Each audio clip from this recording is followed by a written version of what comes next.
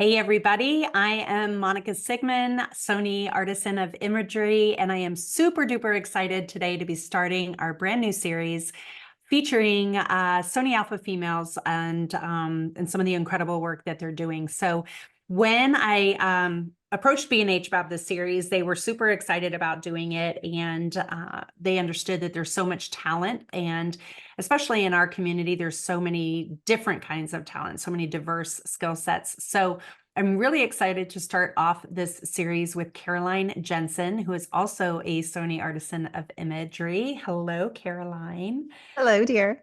I'm going to change my view here just a little bit so I can see you more clearly. And for those of you who don't know Caroline, I'm just going to take 2 seconds here and pop up a few of her images that I super, super love. And you can see them here. So these are the images that make my heart so happy. I look at your work, Caroline, and I feel like this is what I want to do in my next life, because I love flowers and I love art and I love photography, and you make it look so simple, but we know it's not. And so we're excited to dive in today and learn more about what you do and how you do it. And I know there's a lot of people that are excited about this podcast. So thank you for being my very first. Thank you for having me. I Very, feel very honored. well. I tell you, when I started to kind of rough in who I wanted on this series, it's of course, there's a ton of people I want to interview, but I started thinking about who really welcomed me into the program with such big hearts. And there's several of you guys that just made me feel so welcome when I got brought onto the Artisan group. And I'll never forget how you guys just made me feel so at home and like I'd been there forever. And so it's really special to start with you. So thank you for Your always work making me feel welcome. is swoon worthy. I saw your work and I'm like, okay, that's my girl. That's the lighting I like. Well, that's very, very kind. So we'll Yeah. close this session of the Mutual Admiration Okay. Society. And I've been thinking long and hard about this, because I don't know if I should introduce you as a photographer first or a flower farmer first. So kind of tell everybody like what came first, who you are, give them a little bit of background so they know who we're talking to today. Well, I've been a photographer since 2008. And at that time, I was photographing my children. I moved a lot for the military. My husband was active duty for 26 years. And so I photographed my children. I photographed our moves. But then there was always that lull, the downtime between things. As they got older, they didn't want to be in front of the camera as much, or I just didn't feel like photographing my kids. I wanted to do something else. And I always fell back to flowers. I've always loved flowers. I've always loved gardening. Couldn't do it all the time. It was something that was kind of a pleasure to do once I moved back to my farm when my husband retired from the military. But, winter, odd seasons, flowers and macro particular were really important to me. But I didn't realize how important they were until I went through a really hard, rough patch about 10 years ago with one of my children. And it was a super hard, rough patch. Like I'm talking about the most challenging parenting aspects that you would ever touch on. And through that really challenging time, my macro lens in particular, and also other nice lenses, but really macro in particular, just solved a problem for me. I would take my camera, I'd run into the field, and I would shoot dandelions, clover, creeping Charlie. I would photograph whatever was there as an excuse to go cry. I didn't want to have my kids see me upset. So that was my excuse. And it was at that point that I realized the healing power of nature photography, particularly macro, and one that's all encompassing, one that requires a lot of steady effort and mind control and a lot of it's all consuming. And it became this escape, this release for me. And at that point I realized that this is something that I want to help other people do. And I want them to get that dopamine hit when they photograph a beautiful flower, especially something silly like a clover or a dandelion. If you can do something majestic with that, it's just really gratifying. And it's also seeing the world that is unseen and usually ignored. being able to make a beautiful picture like New York City and a weed that's coming out of the sidewalk is really just, it's kind of mind blowing when you first experience it. And I wanted to give that to other people. And of course, there's an evolution. I still love to photograph people. I still occasionally do headshots and family sessions and things like that. But the passion for flowers just really started to spill over in that I was like, my husband's a farmer. He's also a baker, but we own a farm. And I'm like, can I have some land? Can I start to grow some of these things? And, he put the kibosh on our house in town. We have a farm and a house in town. And he's like, no more grass. You can't take any more of my grass. But I started to do prairie conservation plots that the Minnesota government gave me grants for. I started to grow more things and photograph more things, and it snowballed. And the truth is, with flowers, you have to pick them. If you grow 10,000 flowers, if you don't pick them, they just die. Like, you have to keep harvesting. And so that sort of, my husband's, can you make money doing this too? Can you sell these flowers? Yeah. And I'm like, well, okay. So then flower farming was really the response to photography, not the initial impetus. That was the response to photography. And so that has snowballed. So now I'm a proper flower farmer. I have 3 separate farms. I work with perennials. I work with breeding. I work with annuals. I do a lot of fun things. But at the heart of it all is photographing it. The reason I do it is to have a place to photograph, and that may spur off into photographing seniors in a beautiful flower field here or there too. But for the most part, flowers have become my heart and soul, and it's something that I want to share with others. Well, you can see it in your work, and I really hope that my husband is not listening to this today, because all of my dreams that I have threatened about, like plowing the back 9 and, to turning them into cutting gardens and everything else that he thought I had maybe outgrown will be revived now after this conversation. It's a wonderful therapy. It's full on therapy. And if you know your way around a camera, it can become so much more. So. Well, and it's really that full cycle for me. I love, like, okay, I'm planting these seeds intentionally because I'm going to enjoy these flowers in the home. And then I'm going to photograph them. And then I've moved into like pressing flowers and drying flowers. And I don't know yet what I'm going to do with those, but they are collecting in nice boxes in my workshop. Okay, so flower farming has come secondary, and now that's like really full time. You're in Minnesota though, so it's not all year long. No, but I'm busy year round. A lot of the perennials that I do, I start in the autumn. They stay in a greenhouse and continue to grow, and then they get planted out in the spring. So I collect seeds.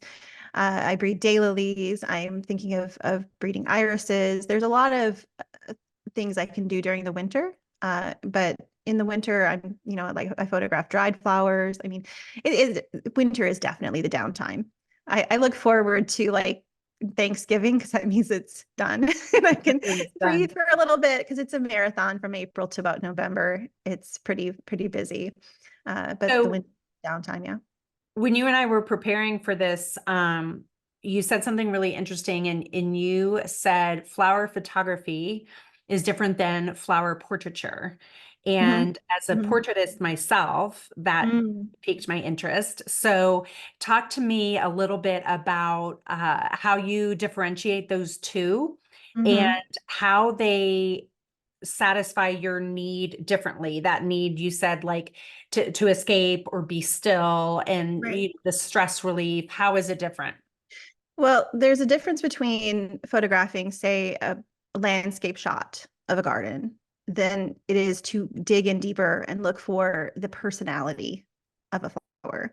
At my heart, I'm a portrait photographer. At my heart, I like to photograph people. So when I look at flowers, I'm looking at them as a subject. I'm looking at each individual blossom as a person, or as an entity that I want to bring out the details of.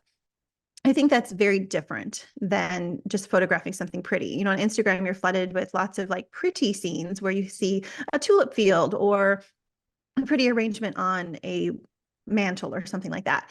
But I'm looking to drill deeper. I'm looking to find the quirky curled petal, or the quirky curled leaf, or the way that flowers are interacting with each other that has almost an anthropomorphic vibe to it. I'm always looking to see the personality behind it. And that kind of search and that kind of attention is all consuming. You know, it's more detail driven than just recording something beautiful. And yeah, so it's very much like is I would treat it the same as I would a person. I'm looking for its best angle. I'm looking for the way the light is hitting. Is it the most attractive angle? There's a lot of thought processes that mirror individual portraiture. And just incidentally, as a people photographer, I always was more gravitating toward photographing a single person versus a group. My brain personally, though, this is just me, I work better connecting with one-on-one with somebody. If I would do a big group, it's like, I can't get that. Yeah. I'm just not wired that way. So that translates over to my flower photography as well. Try as I might to be more, to move my style away from individual flowers or like groups of 3 or less. It's just the way I am. Yeah. So yeah, I love that. And then, so walk us through a little bit about, so let's take that for an example, because I've seen you have portraits of arrangements on your feed, and then you have all of these Yeah. beautiful individual studies. So, which by the way, your reel yesterday was awesome because you showed like how to, with your iPhone, you can take a picture of a tulip and then what it looks like with a little bit more intention and equipment. And I love that you didn't shame those of us who are still taking flower pictures with our iPhones, but that you were able to show the difference. So I taught iPhone photography for a long time too. And it's just a different animal. It's just it has a different purpose. So it's not right or wrong. It's just, if I'm looking to make wall art, I'm going to grab my big camera and my off-camera flash and look like a dork in the garden. So I love it. So let's get into that, because I know you have slides, and let me go in here and share my screen. And can you see it? yes, we Oh, can good. see. Okay. So I am going to first, before we get started, just jump into my gear really quick, because I'm sure that people That's an always awesome a big question. Yep. And I choose all these things very strategically. Nothing here is random. So I use the A7R5, and the reason I choose this one is the high resolution. So a lot of times when I'm doing reels or things like that, I will take one picture, one horizontal picture, and I will slice and dice it into 6 different pictures and string them together with music for content. And I do that because I shoot both singular portraits and also for projects like book. I'm working on a book with a flower farmer right now. And so that job requires bigger arrangements. And so Instagram doesn't do them justice. So I use that one very specifically for its high resolution. And my favorite lens for literally over 2 years now has been the 50G Master. I like that it has a fairly solid minimum focusing distance, which gives me a lot of latitude. I can step back and get a big arrangement, and I can also punch in. It's so insanely detailed. Like, it's just my favorite. And so that's my go-to usually. I also use the 9D macro if I want to get in really close. And my latest favorite is the 24, which is pretty interesting for singular portraits, like bigger flowers, like from roses up to like sunflowers, because it gives a little bit of that crazy distortion. Not a lot. It's just the nature of a 24mm, and it has a close focusing distance, and it makes it seem larger than life. Like, there's a lot of presence when you use a 24mm kind of up close with a really detailed flower at f16 or whatever I think it's f16. That's so interesting, because Michael just started a project called Roadwork, and it's all about people in their environments, craftsmen, artists, everything else. He's doing them all over the country, and he's shooting the whole project with 24mm with the 24 GM. And the way he works that lens, it makes it look like a telephoto almost, but it does have that really cool, it's an unexpected lens. So I'm just loving all these parallels that you're having with your flower portraits that we have at our studio, because the A7R5 is our gear of choice too. I mean, you'd have to pry it out of my cold dead hands. So it's just really interesting to see all of these parallels, and the 50 is not a lens that I use often, but I've started using it recently. And I really, really love it. The 50 1.4, I really, really love it. So this is Yeah, at one point too, I don't use it very often, which is ironic since I also love bokeh and all of that, but I actually shoot it at f16 most of the time. Really, And it's really. just so ridiculously sharp. Like I'm all about the details. So I need that. The 90 macro is great as well, but the 50 is just has my heart. There's just something very unique about it that I just Do you feel like you see, that's counterintuitive to what I would think, because I would think, oh, if I'm going to photograph a flower, I want it to be shallow depth of field and like let the background.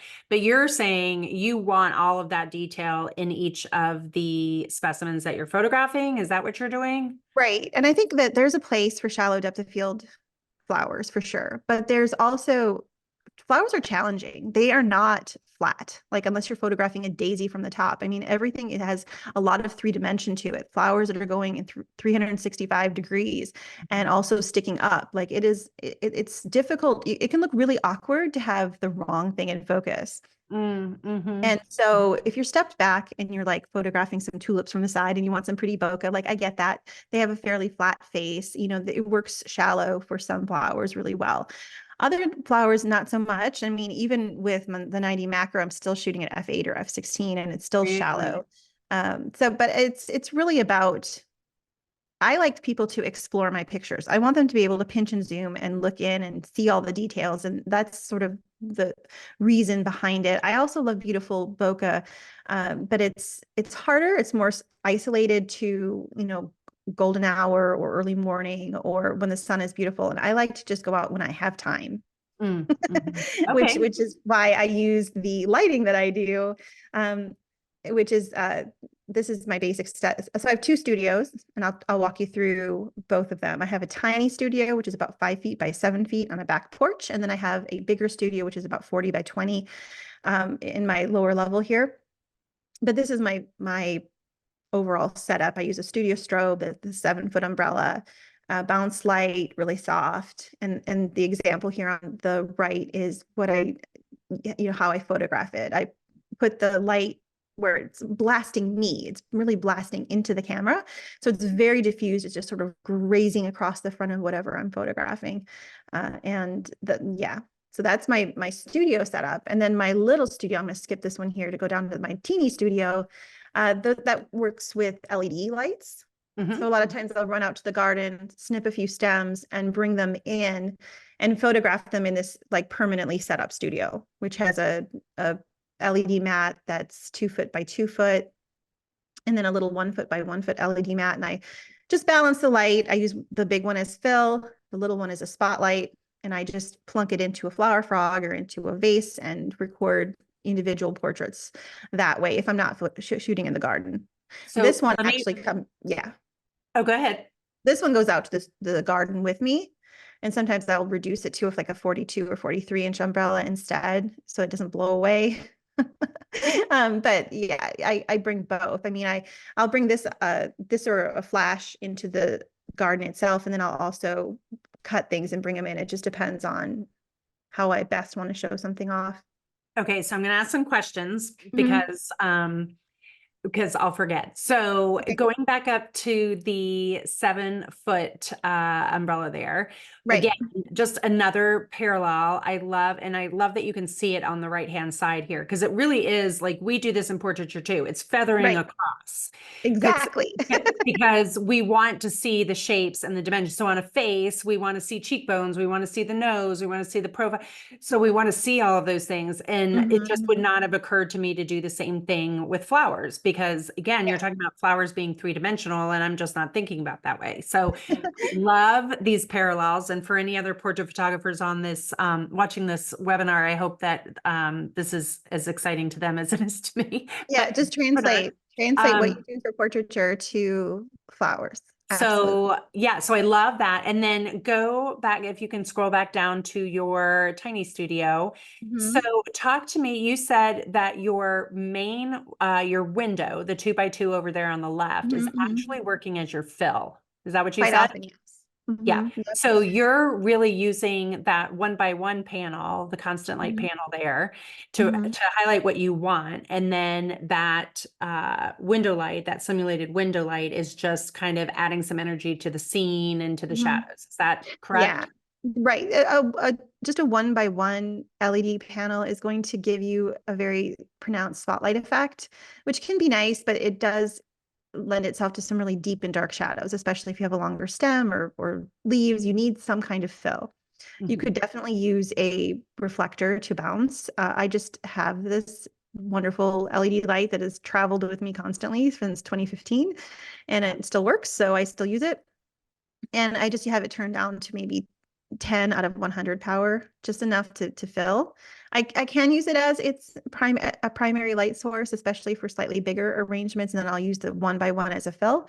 It can reverse, but generally speaking, if I'm photographing a single rose or 2 roses or 3 roses that or a small arrangement, that's going to be the 1x1 is going to be my primary blast of light, and then the big one will be the fill.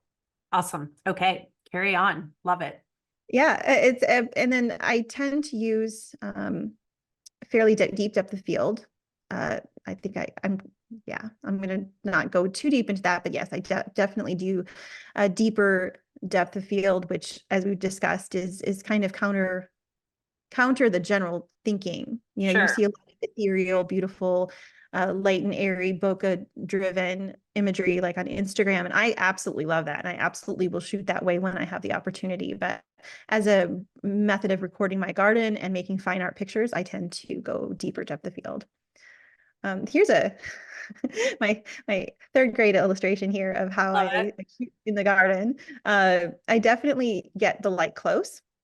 So if these were my roses, I would have my 42-inch umbrella or my 7-foot umbrella, whatever I have that day, right next to it, like literally within just off the frame of whatever I'm shooting. It's right there. And I think that's what gives the best rendition of the gentle, soft shadows. The huge light source close to all those details makes all the difference. I have used a 2-foot umbrella before, especially when traveling. Like when I went to the flower show in Philadelphia, I took a 2-foot umbrella and bounced a flash into it. And it's beautiful, but it's not the same as a 42 or a 7-foot. Like it's just not the same. So Caroline, before we go too much further, can you show an example of one of your portraits that you have shot this way? Okay, so that's out in the field. I was ready for you. No, so Great. I breed daylilies, and this is the parent plant that I collect seeds from every year to try to recreate this. And the light source was literally right here. Like the edge of the light source was right, literally off the edge of the frame. And at full power and f/16, and it just gets all of these little details. It's incredible. My daylilies do not look like that. No, I get some very wild, not, I purchase them from individual sellers, like from their gardens, personal gardens. These are not ones at a big box store. You have to dig a little bit to find things like this. Yeah. I love the pink. So so that glow coming in from the top left corner, is that that's something? A little bit of editing magic, I will say that. So here's where that came from. And I will be honest, I'll explain where that came from. I see the modeling light hitting the flowers, and I see the glow.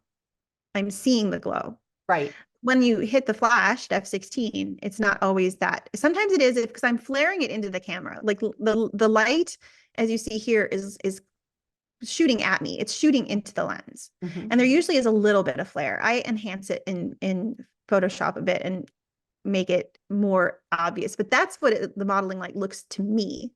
Yeah. And so I'm not, I mean, it's a little bit of editing magic for sure. And it's not 100% real. So sorry, but I love it. And it's not, I like it because it's more faithful to how I'm seeing it. And that's why I do it. I think that as artists, we have to bring that vision forward. We do the same thing with families and children. And so that's how we see it. And you're just illustrating it for us. So I don't think that's any negative in any way. And that's why I asked about it, because because I think it's such a beautiful interest. I would say probably half the time there's flare like that when I'm shooting. It just depends on what the angle is. If I'm slightly to the left or slightly to the right. If I shot this slightly more to the right, I would have had that naturally occurring, but I can't control it as well either. Sometimes the flare is too much. And the lenses are so good that they control flare to the degree that you don't get it often. Like not like using a vintage lens or something where you're like, Right, okay, right. I need to move because I'm not getting anything, you know, it's all flaring. The lenses are so awesome at controlling that. And so yeah, I'd say about half the time I get a little bit enough that I can enhance it without doing anything else in Photoshop, just a little bit of highlight. I wish I could do a live poll and just see how many people are surprised that this is out in the field, because especially like you had a version of this on Instagram, I think that was a little bit closer in. Yeah, it was a crop in. And I never would have thought, even when now that I see the greenery, I'm like, oh, it's a part of a bigger arrangement and she's brought it inside. And so that's really, really cool to see. Yeah, this type of flower you cannot cut because it blooms for a day and then it dies. And then these buds that you see here would bloom in consecutive days. So if I cut off the stem, it would just die. There wouldn't be anything there. So it has to be shot in the garden, which Interesting. is why I started dragging the light out, because I wanted to recreate the light that I was doing inside and bring that outside. And so it was quite a challenge at first, but now that I have it, it's like So clockwork. And beautiful. yeah, it's just bam, bam. I can do it in 5 minutes now. So beautiful. And let's see. So that's inside. I showed that one before. And this is a rose that was outside. So Um, what makes you decide if you want the light, like when you're out in the field, you're Mhm. saying sometimes it's just right up close to it from the side and some of it's from behind the flowers. So talk a little bit about your yeah, thought process there. What makes that decision for you? I would like to be more scientific about it, but literally it's where the light stand will sit. Because you're working outside. I mean, there are flowers on flowers on flowers, and you're just trying not to crush something. So I get the light to where it actually is stable and it's not going to fall over. And then I just sort of turn the light on its axis Yeah, and I love take that. multiple shots. And I'd like to say that this was super specific, but it was probably just where the light could go. Yeah, yeah. And yeah, and you're pleasantly surprised. I mean, when you have this is a David Austin rose. I think it's Harlow Carr, and it just has the crazy petal formation. And when you give the light something to grab onto, it's really fun. That's such a That's how great I way of started describing to that. craft my garden was, well, what was going to photograph well? What is going to look really cool with moody lighting hitting it? And yeah, it's a lot of trial and error, but I buy plants and grow plants specifically that I think are going to photograph well. And so was it a conscious decision then? Like you said, your images are more dark and moody. Mm-hmm. You know, it'd be so easy to go the other way with everything being Mm-hmm. light and airy and high key. And Mm-hmm. so what kind of draws you to this look? So high key is a pain in the rear end when it comes to actual garden photography. You're going to have cars, siding, supports, boards, buckets, water lines. Like you're going to have all kinds of very unattractive things that are going to get in the way. The inverse square law is my very best friend when it comes to getting rid of chaos in the garden. I Okay, would so love just to have the explain most. that. Let's pause right there and explain for everybody what the inverse square law is. In its most very non-scientific way of explaining it, it's putting a huge light source close to your subject, which fills the subject with light and casts everything behind it into darkness. It's, big light source, little subject, very close. The farther away I move the light away from the subject, the more of the surroundings are going to be illuminated, Right. thus bringing in all of the chaos again. And so this is a necessity. This is what I did just to eliminate all of the junk that just happens in a real garden. I don't live in a botanical garden. I mean, if I did, I could probably make beautiful, light and airy, awesome pictures, but I have to work with what I'm given. And I think a lot of people do. If you go to any beautiful botanical garden, you're going to have people everywhere. So I'm the one with the 24-inch light that I'm holding on a little gun thing. It's like a flash holder, so I can just shoot one-handed like this, and eliminates that chaos. So It's why very do you prefer if you're shooting that close, and excuse Mhm, the ignorant question, mhm. No, I hope no. our audience excuses it too, because they're probably like, duh. But if you're shooting if you're putting the light that close to the subject, explain why you still prefer that large light source as opposed to a concentrated light source. It's just the nature of the light is softer. The bigger the light source next to a tiny subject, the more just dreamy it looks. It's Mhm. going to just gently wrap around the shadows. You're not going to get harsh lines. I mean, it's the difference. I mean, I guess for the layman, the pop-up flash on your camera versus getting it off and moving it. I mean, it's just a drastic difference in the quality of the light. And it's the same thing here. If I could use a 10-foot light source, I probably would if it was Yeah. practical, but it's not. It's all about that ratio of the bigger the light to the subject and the closer you can get, the more dreamy it's going to be. I think I really hope that people are picking up these tips because this is good stuff. Okay, I'm done interrupting for the No, next 30 you're seconds at least. no, you're good. These are two outdoor shots too. As I do shoot without flash. These are both without flash, and I'm looking for things like a curl here. And I'm not opposed to bringing Christmas lights into the flower field. So Ah, you can always bring fairy lights or Christmas lights, and you can't use flash really with those because it's going to overpower them. So if you're working with natural light and you want to create some fun, get some warm white LED lights, make sure that they are high quality ones. So they don't flicker a lot because that's a real pain in the butt when you have half the lights lit and half not every time you take a shot.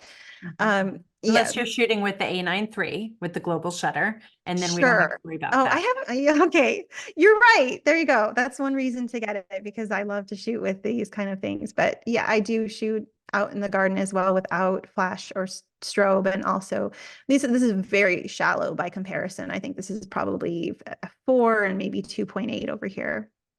So it's possible. Now, these are all in the field as well. Um, So the like one on this, the left with the black, like almost completely black, that's in the it's a field. pot in my front yard, and the street is right behind it. It's crazy. Yep.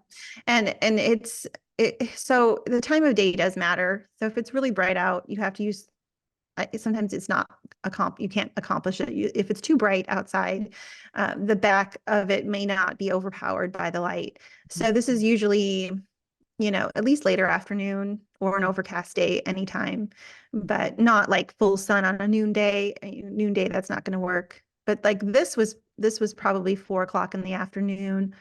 This was in a field. And again, I was looking for relationships. I saw this and it kind of looked like the mother with all the children under her wings there. And I liked the relationship of the 5 there.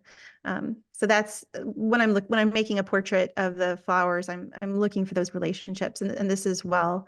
Let me see if I can move this over a little bit. I don't know if you can see that. I liked the S curve here. Do you feel like photographing people first helped you in your floral photography? Absolutely.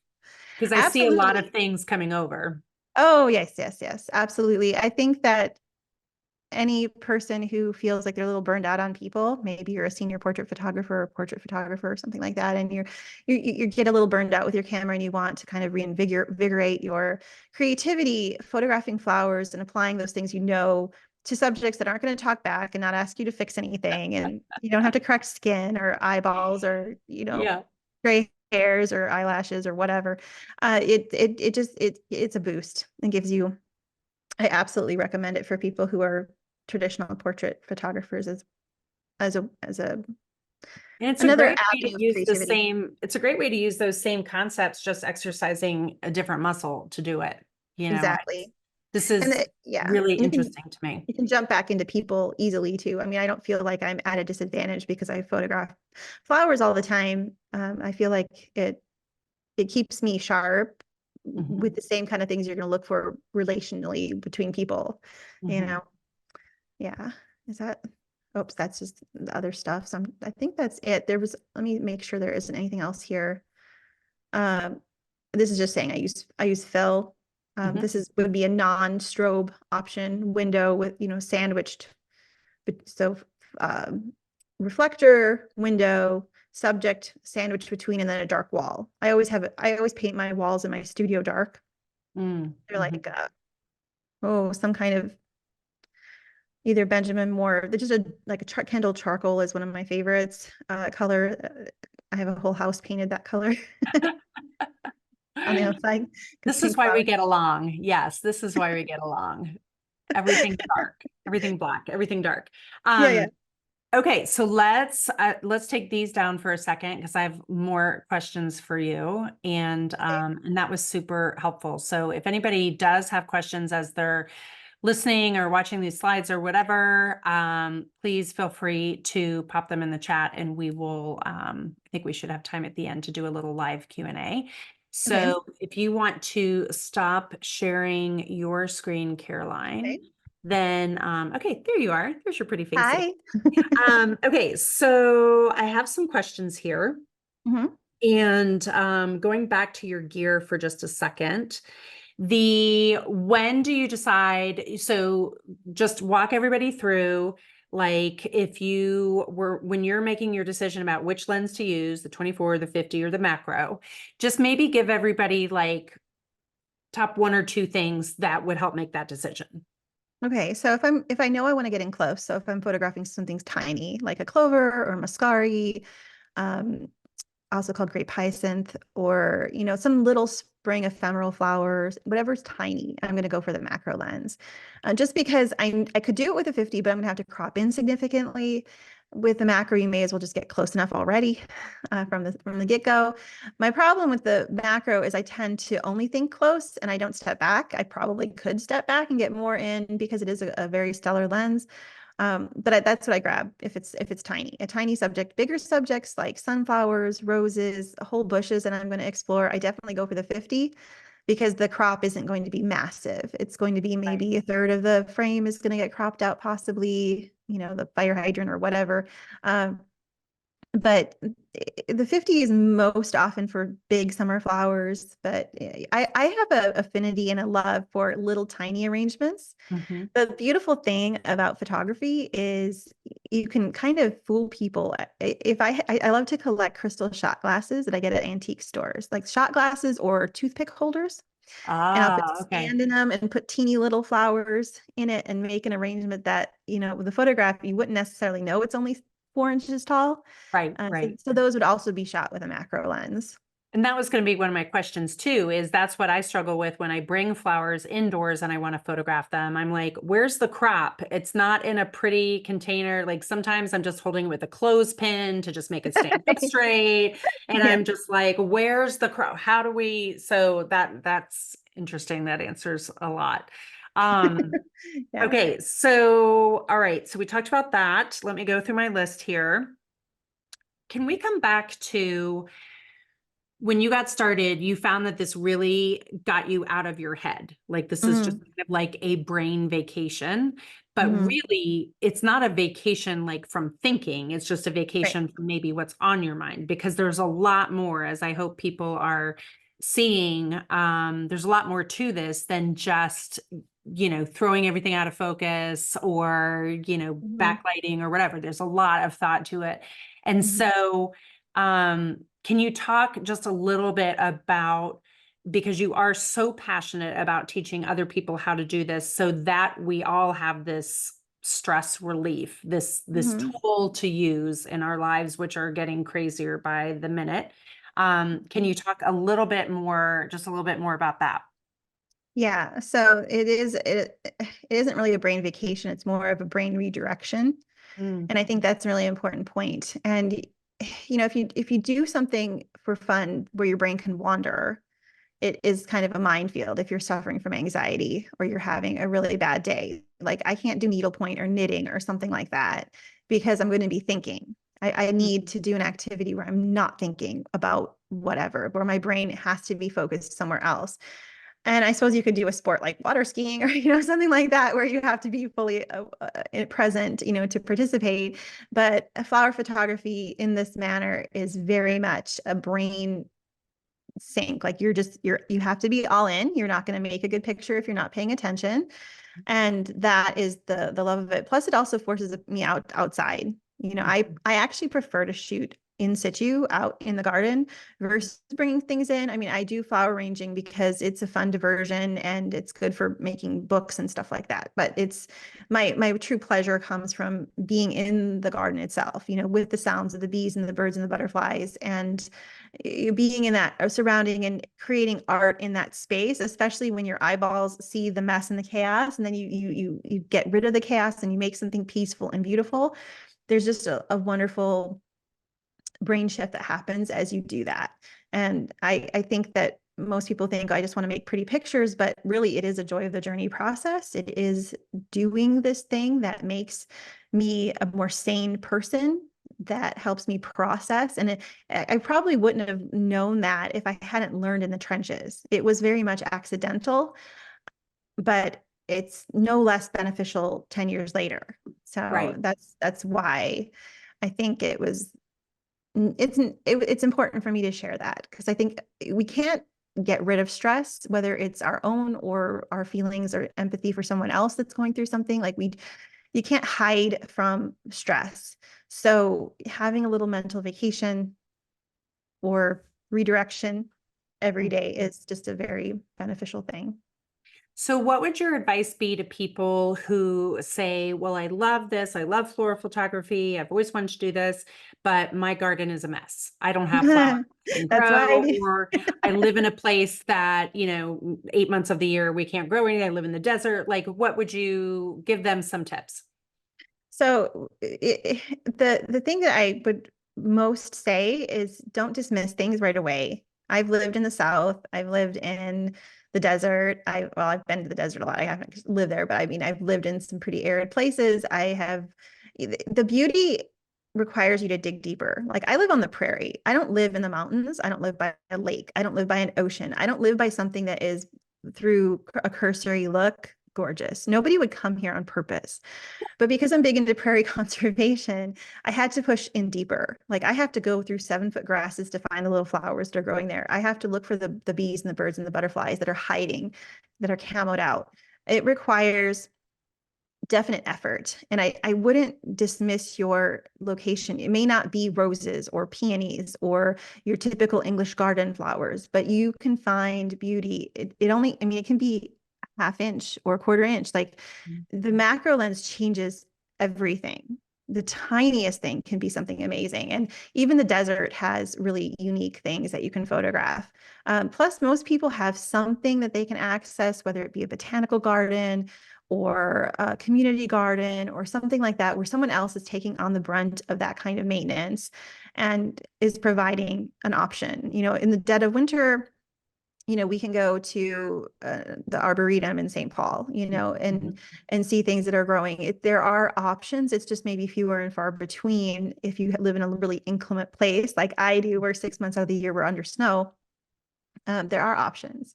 And, in winter, you can do snowflakes. I mean, the same skills that you put to flowers can be used for other things. And I guess For- people too could buy flat, like oh, our yeah. Trader Joe's has an Garden. incredible Mhm, floral department, mhm, cut mhm. flowers all the time. So they could Yes. start with that. Yes, that's a great place to start, especially for skill learning. And there are some surprising beauties. I mean, I go to Costco and get flowers in the winter as well. There are a lot of things that you can hang on to, and then get to know your neighbors who like to garden. Because a lot of times, as I said, annuals in particular, you got to cut them, otherwise they just get raggedy. They don't last the whole season. So quite often a neighbor would be like, "Fine, come cut this down and take it." And it's all good. Yeah. So you said something also interesting to me when we were chatting for a few minutes beforehand, and you, again, just this reference back to the portrait world that I love so much, is you said you don't shoot unnecessarily. You're very intentional about the shots that you're taking. So, they're not moving. We don't need to take 20 of the same thing, but Right. You photograph with the intention of printing, Mhm. which is so important to us as portrait photographers. And I think with social media the way it is, we're all sharing all the time, and you do share. But talk about why printing is so important to you, how you envision this work. Like, what's the criteria when you're photographing? Absolutely. So there's always joy of the journey shooting, but that can lead to a hard drive just filled with hundreds of thousands of nothing. And I really feel that something isn't complete until it's on paper, until it's printed, particularly in an antique frame, or, for me, something that feels physical, that it's my garden brought to life. It has a home, it has a place. And so I do a pretty heavy cull. I do delete through a lot of things that I know I'm not going to print. I mean, sometimes it does take a few shots to get the shot. You trip or you fall or your aperture is not quite right, or whatever. So I do a lot of culling, but I try to shoot for the print. What am I going to print this? How am I going to print this? And it might be something at the end of the year, like a garden album, a record of what I've done. It might be gifts for people at Christmas. There are a lot of things that you can print that just you don't have to keep it all. I print a lot more than I actually hang on my wall. They make great gifts. There's just something. What's the word? It's like it finally rests. You hit the landing zone when you've made a picture that's finally printed. You understand your work better. You understand your purpose better. Yeah. I love that. It's tangible and it's permanent. So, right. Yeah, tangible. That was the word I was looking for. You want your work to be tangible. I mean, I feel like with the online world, so much of our life is not fake, but I mean, the tangible is something that will last 100 years. And hopefully when I'm dead and gone and people don't know me anymore, maybe they'll find my picture in a thrift store and say, "Oh, I really like that iris. It's really pretty. I want to hang it in my," I want that part of me to live on at least. As a flower farmer, I think it would be so fun too. I'm sure you already do this or have already thought about it, but when you're selling your flowers or when you start, breeding and crossbreeding and doing your seeds and everything, it'd be so lovely to have some of these images to just be passed down with, because we have irises in our yard from friends and friends in Tennessee and grandparents and all the things. And it would be so lovely if I had that little description of where it started, who started it, how it got to me, who I shared it with or anything like that. So flowers are universal. Like there is not a corner of this globe where flowers don't play some kind of an emotional part of people's journey. And that's why I think people love them. And I wanted to say the one thing that I mentioned to you prior, I get a lot of people messaging me, probably a couple a week, where they'll say, "Oh, I like flowers, but everybody photographs flowers." And I shoot back, "Well, everybody shoots people, but does that mean you're not going to shoot people?" Like just because flowers are a universal thing. I think that shows that no matter what culture or country you're in, flowers matter. Yeah. They And matter. it is getting back to like, okay, so quick question. When you garden, gloves on or off? Okay, I'm going to tell you, I have to wear gloves now because I totally knocked my diamond. Like, oh my goodness. Kitty Wampus. Like I completely messed up my diamond last year. And my husband said, "You have to wear gloves." That's so funny. Or take off the ring. But no, I'm usually not a glove person because I like to feel what's happening. Right. And it's supposed to be good for your body chemistry. And like, what if I find a toad when I'm digging a hole? I don't want to hurt anything. Like I want to feel what's going on. But now I wear gloves a lot more. Yeah. Plus, like you go to like an event or something and they look at your nails, like there's no saving my nails. Like there's no nails there. You cut everything off. And like, you bite your, no, I don't bite my nails. I just don't have any right now because I didn't want you to see the status of things. So, one of the things that I think probably is attractive to other people about this kind of photography is, like you said, that mental placement someplace else. We're putting our brains someplace else. What I love so much about what you're saying is just isolating this beauty amongst the chaos, amongst, a huge bush of flowers, and you're finding the one or two or three or whatever. But everything does work interdependently. And I want to talk about the community that you've started that people can join. I want to show that in just a second. But, one of the big reasons that you and I have become friends and that I've met with, I've met some other incredible Sony Alpha females is because of the program, Sony Alpha Female. So I don't want to forget that, that I want to address that because when they started the Sony Alpha Female program, they had a 6-month creator in residence opportunity. They did that for, I think, 2 years. And I was in that second class, which is how I kind of started my journey with Sony. I was a Sony shooter before then, but that was really my first experience into a community of women who was supportive and like-minded and encouraging, because prior to that, my experiences with groups of women was quite the opposite, threatened or more challenging. So We've all been there.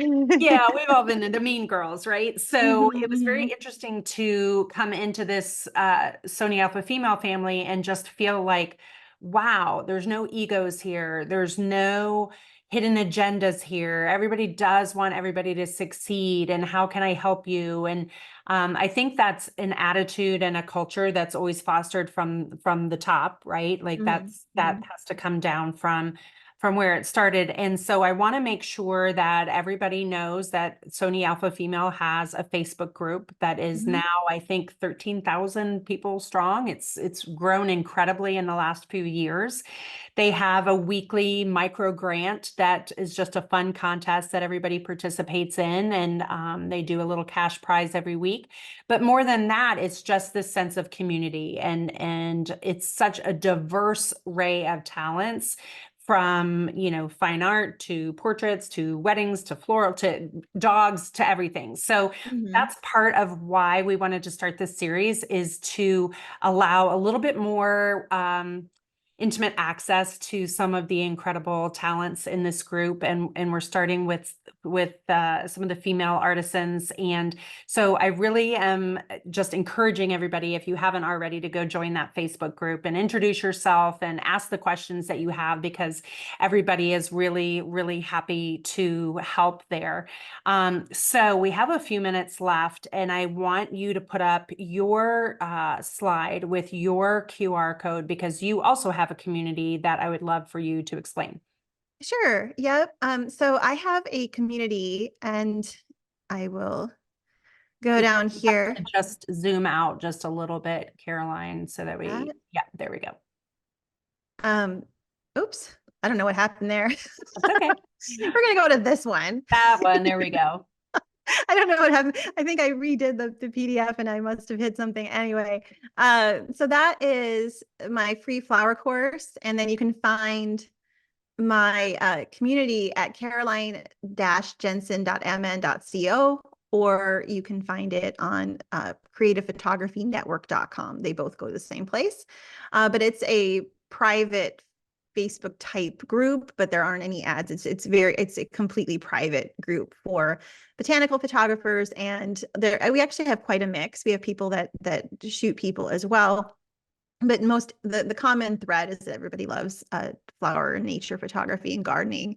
We have some really, really, really advanced gardeners there. So if you have a question about something, there are some people that are just absolutely on it and can answer questions if you want to jump into the world of growing flowers as well. But yeah. So and then Caroline, would you mind, after this webinar is done recording, maybe you can just put that web address in the Sony Alpha Female Facebook group? Oh, yeah.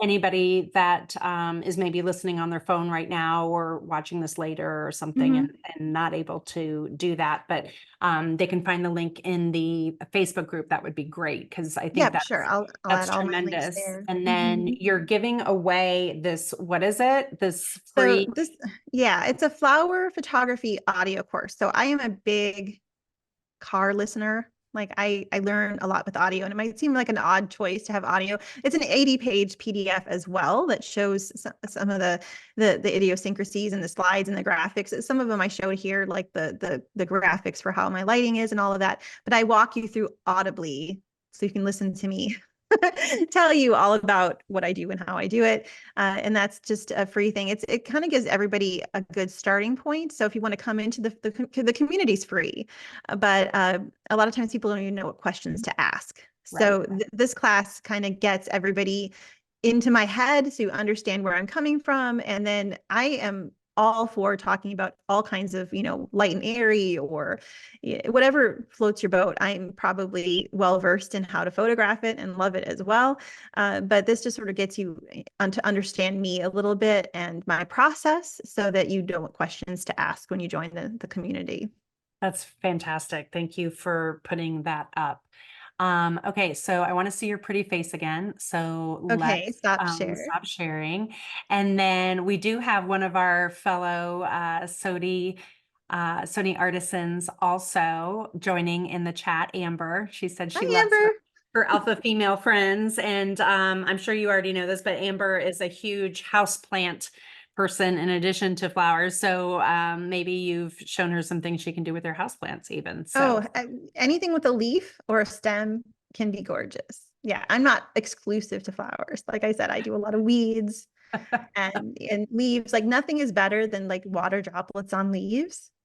So if yeah. you have, a beautiful house plant and you're misting it or something, you could just go crazy with the macro lens and yeah. Well, you are, as ever, just a fountain of inspiration and generosity. Just ever since I've met you, you've just always been so helpful and just willing to take time to explain things. And I love that you've set up this community. I love that the purpose behind it really started from something painful and became just such a beautiful thing that now you're sharing with other people and hopefully it will help them and inspire them. And no matter what kind of photography they do, I know I'm ready to kind of figure out what softbox I can thief from the studio today and take out to my garden without Michael noticing and Yeah, see you're not what I inconspicuous can though. do. When you start bringing Yeah. strobes and modifiers into the Yeah. garden, you're not an inconspicuous thing anymore. Like I look like a dork, but I love it. I'm always That's so dirty. Wear an great. apron. Aprons are a salvation because I wreck everything. So have something to wear if you're going to be on your belly on the grass.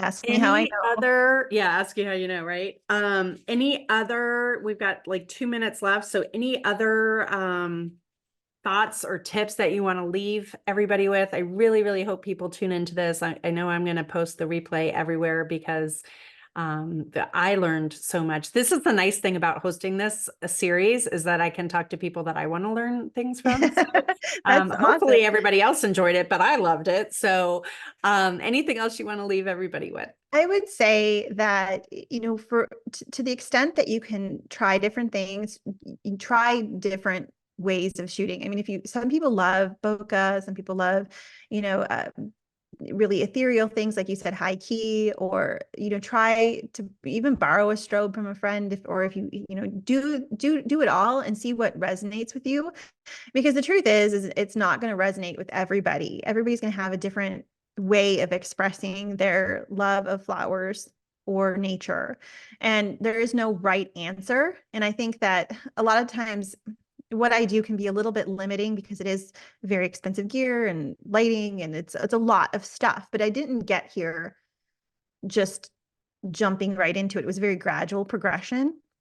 So if you can get the opportunity to practice or, give it a go, you might find a passion that you didn't know you had before. And it's worth every penny. If you use it as much as I do, it's absolutely worth it for what it does. But it can also just be a Sony 90 macro on your camera and laying in the grass and just listening to the buzzing and the wind, and it can be a very minimalistic thing as well. Don't be intimidated by the fact that I have all of this stuff. It's just You have to start portraiture. somewhere. Yeah, it's just portraiture spilled over into this. Start somewhere, start small. Well, I will never call you a flower photographer again. It will always be a flower portraitist because I think that's so different and so important. And I just want to take a second and thank B&H because Yeah. you're the ones that are just so gung ho about this community and are allowing us this platform to bring these incredible women to a larger audience and show off what they do, and to Sony for not only allowing us to do these webinars, but for building the community in the first place, because I wouldn't have met incredible people like you and Amber and some of the other people that we're going to be having up in the next coming weeks. I think our next subject is Brooke Shaden, so that'll be Oh, Brooke. in weeks. We'll put the link up for that soon. But thank you, B&H, thank you, Sony, and Caroline. Thank you for being our first guest, episode 1. You killed it, and I'm so grateful to you and your generous heart. And we'll talk soon. Thank you. I feel very honored. Thank you so much, dear.